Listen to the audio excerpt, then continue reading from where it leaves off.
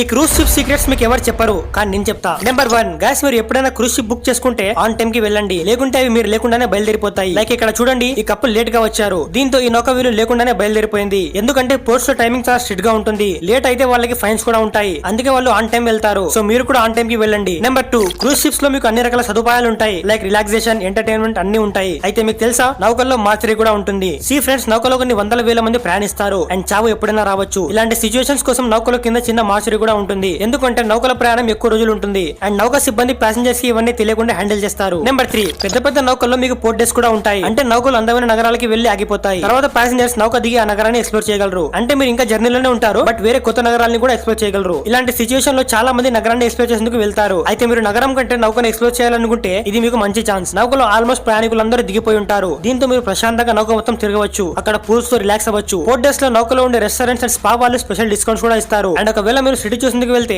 మీకు ఇంకా డబ్బులు ఖర్చు అవుతాయి. మీకు సిటీని ఎక్స్ప్లోర్ చేసే ఇంట్రెస్ట్ లేకుంటే ఇలా చేయండి. నెంబర్ 4, ఫ్రెండ్స్, క్రూజ్ షిప్ లో ప్రైవేట్ రూమ్ బుక్ చేసుకుంటే సీక్రెట్ కెమెరాలతో జాగ్రత్తగా ఉండండి. 2017లో ఒక కపుల్ వాళ్ళ రూమ్ లో టీవీ చూస్తుంటే వాళ్ళకు ఒక సీక్రెట్ వైర్ కనిపించింది. పోయి చూస్తే అది ఒక సీక్రెట్ కెమెరా అని తెలిసింది. అయినా ఇలా జరగడం రేర్, బట్ మన జాగ్రత్తలో మనం ఉండాలి.